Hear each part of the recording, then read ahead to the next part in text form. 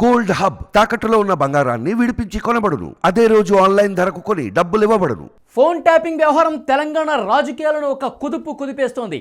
తెలంగాణ రాజకీయం మొత్తం ప్రస్తుతం ఫోన్ ట్యాపింగ్ చుట్టూనే తిరుగుతుంది. ఫోన్ ట్యాపింగ్ విషయం ఎప్పుడైతే బయటకు వచ్చిందో తెలంగాణ సమాజం ఒక్కసారిగా నివ్వెరపోయిన పరిస్థితి కనిపిస్తోంది. గత ప్రభుత్వంలో ఉన్న వాళ్ళు ఫోన్ ట్యాపింగ్ చేసి ఏ రకమైనటువంటి రాజకీయానికి తెరతీశారో ఒక్కొక్కటిగా ఇప్పుడు బయటకు వస్తున్న పరిస్థితి మనం చూస్తున్నాం.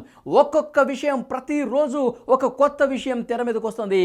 అసలు గత ప్రభుత్వంలో రాజకీయ నాయకులని ఫోన్ ట్యాపింగ్ చేసి రాజకీయాలకు ఏ విధంగా వాడుకున్నారో ఒక విషయం అయితే, ఇంకా అనేక విషయాల్లో అనేక రంగాల్లో ఉన్న వాళ్ళు కూడా ఫోన్ ట్యాపింగ్ చేసినటువంటి పరిస్థితి కనిపిస్తోంది.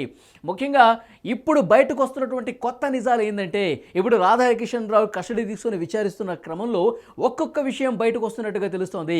కొంతమంది అప్రూవర్స్గా మారుతున్నారు. జరిగినటువంటి వ్యవహారానికి సంబంధించి నిజాలను బయట పెట్టేందుకు సిద్ధమవుతున్నట్టుగా తెలుస్తోంది.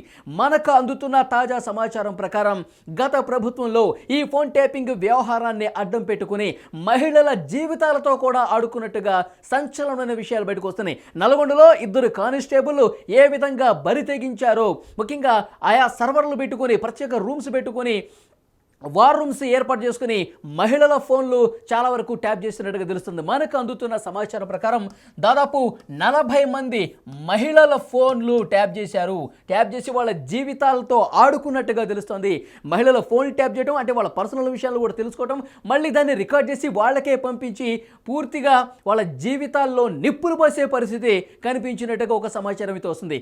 2 కానిస్టేబుళ్ళు, వాళ్ళు పేరుకే కానిస్టేబుల్ కానీ డిఎస్పీ లెవెల్లో ఎస్పీ లెవెల్లో వాళ్ళు కూడా ఆదేశాలు ఇచ్చేంత స్థాయిలో ఆ కానిస్టేబుల్ వ్యవహారం నడిచిందన్న ఒక విమర్శ కనిపిస్తుంది. తాజాగా మనకు తెలుసు ఇప్పటి వరకు ఉన్నటువంటి విషయాలు ఏంటంటే, ఫోన్ ట్యాపింగ్కి సంబంధించి గత ప్రభుత్వం దేనికి వాడుకుంది, రాజకీయ నాయకులు అంటే తమ ప్రతిపక్ష నాయకులకు సంబంధించి వాళ్ళు ఏ విధంగా రాజకీయాలు పొందుతారు, వాళ్ళ వ్యూహాలు ఏంటి తెలుసుకోవడానికి, వాళ్ళ బలహీనతలు ఏంటో తెలుసుకోవడానికి, తర్వాత వాళ్ళ వ్యూహాలు ప్రణాళికలు ఎన్నికల్లో వ్యవహరిస్తున్నటువంటి విషయాలు తెలుసుకొని దానికి తగ్గట్టుగా ప్రణాళికలు రచించుకోవడం అని చెప్పేది వీళ్ళ వ్యూహం అనమాట. అసలు అందుకు ట్యాపింగ్ చేశారు. కానీ రాజకీయాలతో ఈ ట్యాపింగ్ ఆగలేదు. రాజకీయ నాయకుల ఫ్యామిలీలోకి చొరబడ్డ విషయం తెలుసు. ఇవన్నీ బయటకు వచ్చిన విషయం మనకు తెలుసు కదా. దాంతోపాటు రియల్టర్ల ఫోన్లు ట్యాప్ చేశారు. తర్వాత భారీ వసూళ్లకు పాల్పడ్డారు. తర్వాత సినిమా సెలబ్రిటీల ఫోన్లు ట్యాప్ చేశారు. కొంతమంది హీరోయిన్ల ఫోన్లు ట్యాప్ చేశారు. ఎంత నీచానికి దిగజారో మనందరికీ తెలుసు. వార్తలు కూడా వచ్చినాయి. హీరోయిన్లు ట్యాప్ చేయటం, రియల్టర్ల ఫోన్లు ట్యాప్ చేయటం, తర్వాత రౌడీ షీటర్ల ఫోన్లు ట్యాప్ చేసి, తర్వాత పేకాటరాయిల ఫోన్లు ట్యాప్ చేసి, తర్వాత ఎవరైతే దందాలు చేస్తారో వాళ్ళ ఫోన్లు కూడా ట్యాప్ చేసి వాళ్ళని బ్లాక్మెయిల్ చేసినటువంటి పరిస్థితి కనిపిస్తోంది. అంటే రాజకీయ నాయకులు వాళ్ళ కుటుంబ సభ్యుల ఫోన్లు ట్యాప్ చేయడమే కాకుండా ఈ విధంగా చీకటి వ్యవహారాలు కూడా నడిపించినట్టుగా తెలుస్తోంది. 2 కానిస్టేబుల్ నల్గొండ జిల్లాకు సంబంధించిన వాళ్ళు ప్రస్తుతం అదుపులోకి తీసుకొని ఏదైతే దర్యాప్తు చేస్తున్నటువంటి బృందం ఒక్కొక్క విషయాన్ని బయటకు లాగుతుంటే షాకింగ్ నిజాలు బయటకు వస్తున్న పరిస్థితి కనిపిస్తోంది. ఈ మహిళలకు సంబంధించిన ఏదైతే వ్యవహారం ఉందో ఇప్పుడు పూర్తిగా తెలంగాణ రాజకీయాలు ఒక షేక్ చేస్తున్నటువంటి పరిస్థితి కనిపిస్తుంది. చాలామంది బయటకు చెప్పుకోలేక తీవ్ర ఇబ్బందులు, మానసిక వేధింపులకు గురైనటువంటి పరిస్థితి గత ప్రభుత్వంలో ఉంది. ఇప్పుడు ప్రభుత్వం మారింది కాబట్టి ఇవన్నీ విషయాలు బయటకు వచ్చాయి. ముఖ్యంగా ఈ మహిళలందరూ కూడా కూడబలుక్కొని ఒక దగ్గరకు వచ్చి ప్రెస్ మీట్ పెట్టే ఆలోచన చేస్తున్నట్టుగా కూడా మనకు తెలుస్తుంది. గత ప్రభుత్వంలో పోలీసు అధికారులు తమను ఎంతవరకు వేధించారు అంటే ఇన్ని రోజులు బయటకు చెప్పుకోలేక మదన పడిపోయినట్టుగా తెలుస్తుంది. ఇప్పుడు ఈ విషయాలన్నీ కూడా బయటకు వస్తున్నాయి. మహిళలు అంటే యాక్చువల్గా వాళ్ళ బాసులు అప్పగించిన పనేమో ఒకటి, వీళ్ళు చేసేదేమో అంటే స్వకార్యం స్వామి కార్యం అన్నట్టుగా వాళ్ళు చెప్పింది చేయడంతో పాటు వీళ్ళ పర్సనల్ ఇంట్రెస్ట్లు, ఎవరైనా వాళ్ళ ఏరియాలో ఉన్నటువంటి మహిళలు ఎవరైనా ఏదైనా కేసులకు సంబంధించి పోలీస్ స్టేషన్లకు వచ్చారనుకోండి, వాళ్ళ నెంబర్లు తీసుకోవటం, తర్వాత ఆ నెంబర్ల ఆధారంగా వాళ్ళ ఫోన్లు ట్యాప్ చేయడం, వాళ్ళ పర్సనల్ విషయాల్లోకి చొరబట్టం, వాళ్ళకి సంబంధించిన ఏమైనా పర్సనల్ విషయాలు ఉంటే అవి రికార్డ్ చేసి మళ్ళీ బ్లాక్మెయిల్ చేయటం అంటే ఏదో మానసికంగా వేధింపులకు గురి చేయడం కాదు.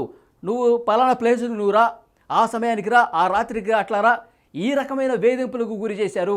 మహిళల జీవితాలతో ఆడుకున్నట్టు ఈ సమాచారం మొత్తం ఇప్పుడు వస్తుంది. రోజు రోజుకి కొన్ని కొత్త విషయాలు అనేవి బయటకు వస్తున్న పరిస్థితి కనిపిస్తుంది. బీఆర్ఎస్లో ఒక యువ ఎమ్మెల్యే, మళ్ళీ చెప్తున్నాను గుర్తుపెట్టుకోండి, ఒక యువ ఎమ్మెల్యే పదే ఒక యువతితో మాట్లాడిన విషయాలు కూడా కానిస్టేబుల్ రికార్డ్ చేశారు. ఆ ఫోన్ కాల్స్ను రికార్డ్ చేసి మళ్ళీ ఈ ఎమ్మెల్యేకి తెలియకుండా ఆ యువతికి ఆ రికార్డింగ్స్ పంపించి మనోవేదనకు గురి చేశారు, బ్లాక్మెయిల్ చేసినట్టుగా తెలుస్తుంది. తెలుస్తుంది. ఈ విషయాలు కూడా ఇప్పుడు ప్రస్తుతం బయటకు వస్తున్నాయి. ఆ యువతికి ఆ బ్లాక్మెయిల్ చేసినటువంటి ఆ వీడియో రికార్డింగ్స్ పంపించి, ఫోన్ రికార్డింగ్స్ పంపించి బ్లాక్మెయిల్ చేసి మళ్ళీ వీళ్ళు మానసికంగా వేధించడం, పలానా ప్లేస్కి రా అక్కడ కలుద్దాం, లేదంటే ఇటువైపుకి రా ఇక్కడ కలుద్దాం, ఈ రకంగా వాళ్ళకి వేధింపులకు గురి చేశారు. లైంగిక వేధింపులకు గురి చేసిన పరిస్థితి ఉన్నట్టుగా తెలుస్తోంది.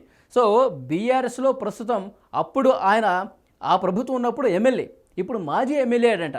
ఇట్లా బీఆర్ఎస్ మాజీ ఎమ్మెల్యేలు అందరూ కూడా టెన్షన్ పడుతున్నారు.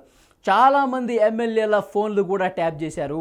ఆ ఎమ్మెల్యేలు నడిపించిన కథలకు సంబంధించి ఎవరైతే మహిళలతో మాట్లాడుతూ ఉన్నారో అక్కడ ఆ ఫోన్ ట్యాపింగ్లో వాళ్ళకి సంబంధించిన రికార్డింగ్స్ అన్ని ఇప్పుడు బయటకు వస్తున్నట్టుగా తెలుస్తుంది. ఆ ఎమ్మెల్యేలో ఇప్పుడు ఒక టెన్షన్ పట్టుకున్నట్టుగా తెలుస్తుంది. ముఖ్యంగా మాదాపూర్కు సంబంధించిన ఒక టెలికమ్యూనికేషన్ సంస్థతో ఒప్పందం చేసుకుని ఒక సాఫ్ట్వేర్ను కొనుక్కున్నట్టుగా తెలుస్తుంది. ఆ కంపెనీని కూడా పిలిపించి దర్యాప్తు చేసే అవకాశం ఉన్నట్టుగా కనిపిస్తుంది. యాక్చువల్గా ప్రతిపక్ష నాయకుల ఫోన్లు ట్యాప్ చేయడం కోసం తీసుకుంటే ఇక్కడ పోలీసులు చేసింది ఏంటంటే పూర్తిగా మహిళల జీవితాలను ఆడుకునే పరిస్థితి కనిపించింది. మహిళల జీవితాల్లోకి తొంగి చూసి వాళ్ళని బ్లాక్మెయిల్ చేసి వాళ్ళని లైంగిక వేధింపులకు గురి చేశారు. ఇందులో ఎమ్మెల్యేలు కూడా ఉన్నారు, ఎమ్మెల్యేల పాత్ర కూడా ఉంది. ఆ విషయాలన్నీ కూడా బయటకు వస్తున్నట్టుగా తెలుస్తుంది. మరోవైపు ఇంటెలిజెన్స్ చీఫ్గా ఎవరైతే ఉన్నారో, స్పెషల్ ఇంటెలిజెన్స్ బ్రాంచ్ ఈ చీఫ్గా ఉన్నటువంటి ప్రభాకర్ రావు ప్రస్తుతం అమెరికాలో ఉన్నారు. ఆయన వస్తే ఎవరు ఈ పనులని చేయించారు, ఎవరు ఆదేశాలతో వీళ్ళందరూ ఈ ట్యాపింగ్ వ్యవహారం నడిపించారు? యాక్చువల్గా తెలంగాణ రాష్ట్ర వ్యాప్తంగా అన్ని జిల్లాల్లో కూడా ఈ సర్వర్లు పెట్టారంటండి. ఈ ఆఫీసులు పెట్టుకుని అదే పనిగా ఫోన్లు ట్యాప్ చేశారంట. ఒక ఖమ్మం కాదు, నల్గొండ కాదు, మహబూబ్ నగర్ కాదు, కరీంనగర్ కాదు, హైదరాబాద్తో పాటు చుట్టుపక్కల ఉన్నటువంటి అన్ని జిల్లాల్లో తెలంగాణ రాష్ట్రంలో ఉన్న ప్రధాన పట్టణాలను కూడా ఎంపిక చేసుకుని ఖమ్మం జిల్లా నేలకొండపల్లిలో తాజాగా వచ్చిన సమాచారం, నేలకొండపల్లిలో కూడా ట్యాపింగ్ సెంటర్ ఏర్పాటు చేసుకుని స్థానికంగా ఉన్నటువంటి నాయకుల ఫోన్లు కూడా ట్యాప్ చేశారంటే ఎంత నీచానికి దిగజారిపోయారో మనకు అర్థమవుతుంది. ఇప్పటి వరకు మనకు తెలిసిన సమాచారం ఏంది, ఈ రాజకీయ నాయకుల ఫోన్లు ట్యాప్ చేశారని, తర్వాత రియల్ ఎస్టేట్ చేసే వాళ్ళు ఫోన్లు ట్యాప్ చేశారని, వాళ్ళు ఫోన్లు ట్యాప్ చేసి వాళ్ళ సమాచారం తస్కరించి వాళ్ళతో పార్టీకి నిధులు ఇప్పించుకునే కార్యక్రమాన్ని తీసుకున్నారు, భారీ వసూళ్లకు పాల్పడ్డారు. ఇంతవరకు తెలుసు రాజకీయ నాయకులు, రియల్టర్సు, సినిమా సెలబ్రిటీసు, రౌడీ షీటర్లు వీళ్ళ ఫోన్లే అనుకుంటే మహిళల ఫోన్లు కూడా ట్యాప్ చేసి వాళ్ళని లైంగిక వేధింపులకు గురి చేశారంటే ఎంత నీచానికి, ఎంత దుర్మార్గానికి తెరదీశారనేది దీన్ని బట్టి అర్థమవుతుంది. ముఖ్యంగా ఎవరి ఆదేశాలతో, అంటే ఎవరు సూత్రధారులు ఈ ఫోన్ ట్యాపింగ్కి సంబంధించినది ప్రస్తుతం ఒకదాని వెంట ఒకటి తీగలాకితే డొంక కదులుతున్నట్టుగా పూర్తిగా వివరాలన్నీ బయటకు తీస్తున్నారు. ఎమ్మెల్యేల వ్యవహారాన్ని కూడా బయటకు తీస్తున్న పరిస్థితి కనిపిస్తుంది. మొత్తం 10 మంది ఎమ్మెల్యేలు ఇప్పుడు వాళ్ళు మాజీలు అయినట్టుగా తెలుస్తోంది.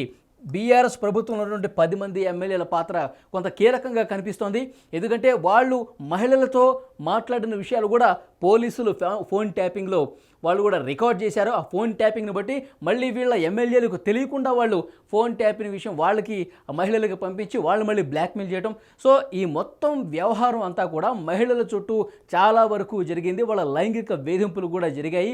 వాళ్ళు ఎందుకంటే ప్రభుత్వం ఉంది కాబట్టి ఆ మహిళలు మీడియా ముందుకు వచ్చి బాధపడ్డ పరిస్థితి లేదు, మీడియా ముందు చెప్పుకునే పరిస్థితి లేదు. ఎందుకంటే ప్రభుత్వం వాళ్ళదే ఉంది కదా, పోలీస్ యంత్రాంగం మొత్తం వాళ్ళ చేతుల్లోనే ఉంది కదా, ఇంకా మాకెక్కడ న్యాయం జరుగుతుందని చెప్పి ఆ మహిళలు ఎవరు ముందుకు వచ్చే పరిస్థితి లేదు. ఇప్పుడు ఈ విషయాలన్నీ కూడా బయటకు వస్తున్న నేపథ్యంలో ఆ మహిళలకు ఇప్పుడు ఉన్నటువంటి ప్రభుత్వం, కాంగ్రెస్ ప్రభుత్వం అండగా ఉంటుంది. కాబట్టి వాళ్ళ పేర్లు రాకుండా, వాళ్ళ ఫేస్లు బయటికి రాకుండా వాళ్ళ నుంచి సమాచారం తీసుకుని ఎవరు మిమ్మల్ని లైంగికంగా వేధించారు, ఎవరు మిమ్మల్ని ఇట్లా మానసిక క్షోభకు గురి చేశారు, ఆ పోలీస్ అధికారులు ఎవరు, అసలు ఆ ఎమ్మెల్యేలు ఎవరు, వీటన్నింటికి సంబంధించిన సమాచారం కూడా బయటికి లాగే ప్రయత్నం ప్రస్తుతం చేస్తున్నట్టుగా తెలుస్తోంది. యాక్చువల్గా ప్రణీత్ రావు ఎప్పుడైతే అరెస్ట్ అయ్యి ఈ విషయాలన్నీ చెప్తున్నాడు, తర్వాత భుజంగరావు కావచ్చు, తిరుపతన్న కావచ్చు, రాధాకిషన్ రావు కావచ్చు, అంటే ఒకే సామాజిక వర్గానికి సంబంధించి వీళ్ళందరినీ ఒక సెలెక్ట్ చేసుకొని, మీరు గమనించండి అందరూ రావులే ఉన్నారు. ప్రభాకర్ రావు, ప్రణీత్ రావు, ఇంతకుముందు నేను చెప్పినట్టు రాధాకిషన్ రావు, ఇట్లా భుజంగరావు, వీళ్ళందరూ కూడా ఒకే సామాజిక వర్గం అయితే ఏ విషయాలు కూడా బయటికి పోవు, అందరూ మనవాళ్ళు ఉంటే గుట్టు చప్పుడు కాకుండా మనం చేసుకోవచ్చు అని చెప్పి పక్కా ప్లాన్ ప్రకారం మనకి నమ్మిన వంటుల్లా ఉంటారని చెప్పి ఈ విధంగా సెలెక్ట్ చేసుకొని వార్ రూమ్లు పెట్టుకొని తర్వాత ఈ సర్వర్లు ఏర్పాటు చేసుకుని ఇంత పచ్చి దారుణాలకు తెగబడ్డ పరిస్థితి కనిపిస్తోంది. అందరిని ఇష్టం వచ్చినట్టుగా రాజకీయ నాయకులను మొదలుపెడుతుంది, చివరికి మహిళల వరకు అందరి ఫోన్లు ట్యాప్ చేయటం, అందరి జీవితాల్లో తొంగి చూడటం, ఇటు రాజకీయంగా వీళ్ళని దెబ్బతీయటం, ఇటు మానసికంగా శారీరకంగా వీళ్ళని కుదేలు చేయటం, ఈ రకమైనటువంటి పచ్చి దారుణాలకు తెగబడ్డ పరిస్థితి కనిపిస్తుంది. ఒక్కొక్కటిగా అన్ని విషయాలు బయటకు వస్తున్నాయండి. కొన్ని నేరుగా బీఆర్ఎస్ అగ్రనేతలకు సంబంధం ఉంటే, మరికొన్ని పోలీసు అధికారులు తమ ఇష్టం వచ్చినట్టుగా ఇప్పుడు ఫోన్ ట్యాపింగ్ సాఫ్ట్వేర్ మన దగ్గర ఉంది, ఫోన్ ట్యాపింగ్ సర్వర్లు సెంటర్లు మన దగ్గర ఉన్నాయి, ఎవరి ఫోన్ అయినా ఇష్టం వచ్చినట్టుగా మనం ట్యాప్ చేయొచ్చు, వాళ్ళ పర్సనల్ విషయాల్లో తొంగి చూడొచ్చు, వాళ్ళ కాపురాల్లో చిచ్చిపెట్టచ్చు. మన దగ్గర ఏముంది, సాఫ్ట్వేర్ ఉంది, మంచిగా ఎవరి ఫోన్ అయినా వినొచ్చు, నెంబర్ ఉంటే చాలు మన ఫోన్ వినేసేయవచ్చు. ఇంత దారుణానికి తెగబడ్డ పరిస్థితి గత ప్రభుత్వంలో ఇదంతా జరిగింది. ఇప్పుడు ప్రభుత్వం మారింది కాబట్టి ఈ విషయాలన్నీ బయటకు వస్తున్నాయండి. ఒక్కొక్కటి తీగలాగితే రోజుకో కొత్త విషయం, ఒక రోజుకు ఒక కొత్త అరాచకం బయటకు వస్తున్న పరిస్థితి కనిపిస్తుంది. అదే ప్రభుత్వం మారకపోయి ఉంటే, బీఆర్ఎస్ ప్రభుత్వం ఉంటే ఈ నిజాలన్నీ బయటకు వచ్చాయా, ఇవన్నీ తెలిసాయా, మహిళలు ఎంత మదన పడ్డారు, ఎన్ని కుటుంబాలు ఇబ్బంది పడ్డ పరిస్థితి ఉంది. ఇప్పుడు సినిమా ఇండస్ట్రీలో ఒక హీరోయిన్ కాపురం పూర్తిగా విడాకుల వరకు వెళ్ళిపోయింది. ఇది కదా జరిగిన చర్చ. అంటే కాపురాలను కూడా కూల్చే పని పెట్టుకున్నట్టుగా కనిపిస్తోంది ఈ వ్యవహారంతో. ఒకవైపు రాజకీయ నాయకులది, ఇండస్ట్రీలో ఉన్నటువంటి ఆడవాళ్ళది, ఇట్లా బయట సమాజంలో గుట్టుగా బతికేటువంటి మహిళల జీవితాలను కూడా రోడ్డు మీదకి ఇచ్చారు కదా. కొంతమంది రౌడీ షీటర్లు చేసే ల్యాండ్ కబ్జాల్లో కూడా తలదూర్చి అందులో కమిషన్లు నొక్కేయటం. అంటే రౌడీ షీటర్లు చేసేదే పెద్ద దారుణమైనటువంటి పరిస్థితి. సో వాళ్ళతో కూడా చేతులు కలిపి ఇట్లా వసూళ్లకు పాల్పడ్డారు.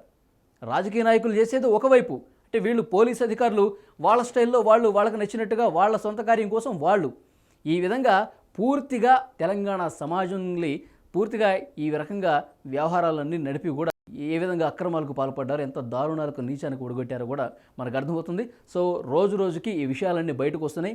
సో ప్రభాకర్ రావును వీలైనంత త్వరగా, ఆయన అమెరికాలో ఉన్నాడు, ఆయన్ని తీసుకొచ్చి పూర్తి స్థాయిలో విచారించి అసలు బాసులు ఎవరు, సూత్రధారులు ఎవరు, ఆయన నోటితో కక్కించి దాన్ని రికార్డ్ చేసి కోర్టు ముందు దోషులుగా నిలబెట్టే పరిస్థితి అతి త్వరలోనే ఉంది. ముఖ్యమైన కీలక నాయకులకు, ప్రజాప్రతినిధులకు అతి త్వరలోనే నోటీసులు పంపించే ఆలోచన కూడా చేస్తున్నారు. ఎందుకంటే మామూలు విషయాలు కాదు ఇవన్నీ, చాలా దారుణంగా ఈ పోలీసు అధికారులు వ్యవహరించినట్టుగా తెలుస్తోంది. సో వీళ్ళకి ఎవరు చెప్తే చేశారు, ఇవన్నీ ఎవరు ఆదేశాలతోనే చేస్తారు కదా. ప్రభుత్వంలో ఉన్నప్పుడు ప్రభాకర్ రావు ఫోన్ చేసి చెప్పాడంట ప్రస్తుతం దర్యాప్తు చేస్తున్న అధికారులకు. లాస్ట్ టైము ప్రభుత్వంలో ఉన్నప్పుడు వాళ్ళు చెప్తే మేము చేశాము, ప్రభుత్వంలో ఉన్నటువంటి పెద్దలు, ఇప్పుడు మీరు ఇన్వెస్టిగేషన్ చేస్తున్నారు, మీరు ఊరికే చేయరు కదా, ఇప్పుడు ప్రభుత్వం మారింది, ఇప్పుడున్న పెద్దలు చెప్తేనే మీరు చేస్తున్నారు. సో మనం పోలీసులు ఎందుకు మనం మీద కేసులు పెట్టుకోవటం, ఈ దర్యాప్తులు చేసుకోవటం, ఒకసారి ఆలోచించండి అని చెప్పేసి ఆయన చెప్పినట్టుగా తెలుస్తుంది. సో ఏది ఏమైనప్పటికీ ఎవరు చెప్పినట్టు చేసినా తప్పు తప్పే, దారుణం అనేది దారుణమే.